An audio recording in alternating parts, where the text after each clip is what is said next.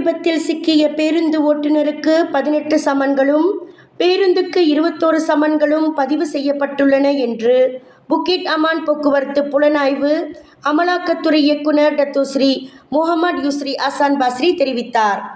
நேற்று முன்தினம் நடந்த கோர பேருந்து விபத்தில் கிட்டத்தட்ட 15 உப்சி பல்கலைக்கழக மாணவர்கள் கொல்லப்பட்டனர். இந்த விபத்தில் சிக்கிய பேருந்து ஓட்டுநருக்கும் பேருந்துக்கும் அதிகமான சமன்கள் பதிவு செய்யப்பட்டுள்ளன என்றும், குறிப்பாக ஓட்டுநருக்கான 18 சமன்களில் 13 சமன்கள் வேகமாக வாகனம் ஓட்டியதற்காக பதிவு செய்யப்பட்டது. மேலும் ஒரு விபத்துக்காகவும் 3 பாதுகாப்பு அட்டை அணியாததற்காகவும் ஒரு 3வது பிரேக் லைட் இல்லாததற்காகவும் வழங்கப்பட்டன.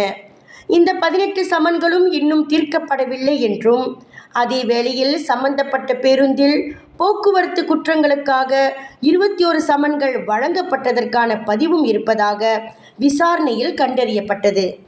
இருப்பினும் சம்பந்தப்பட்ட பேருந்துகளுக்கு எதிராக 16 சமன்கள் பிறப்பிக்கப்பட்டுள்ளன வேளையில் மீதமுள்ள 5 சமன்கள் இன்னும் விசாரணையில் உள்ளன என முகமது யூஸ்ரி கூறினார்.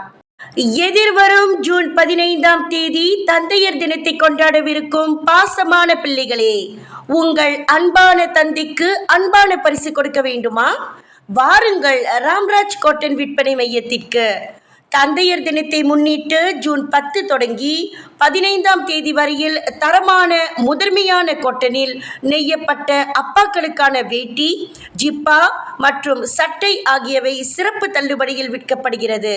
சிரம்பான், ராம்ராஜ் மற்றும் Kuala Lumpur, Brickfields, Jalan Tun Sambanthan, Central Suits Ramraj விற்பனை மையங்களில் இந்த சிறப்பு சலுகையில் விலை தள்ளுபடி. வாருங்கள், நமக்காக அப்பா, அப்பாவுக்காக நாம். அனைத்து தந்தையர்களுக்கும் மலேசிய ராம்ராஜ் காட்டன் நிறுவனத்தின் இனிய தந்தையர் தின வாழ்த்துக்கள். விலையில் மேலும் செய்திகளை தெரிந்து கொள்ள கீழே இருக்கும் பெல் பட்டனை அழுத்துங்கள். உங்கள் ஆதரவை வெளிப்படுத்த லைக் மற்றும் ஷேர் செய்யுங்கள். தொடர்ந்து விண்வெளியுடன் உங்கள் பயணத்தை தொடர்ந்திருக்க சப்ஸ்கிரைப் செய்யுங்கள்.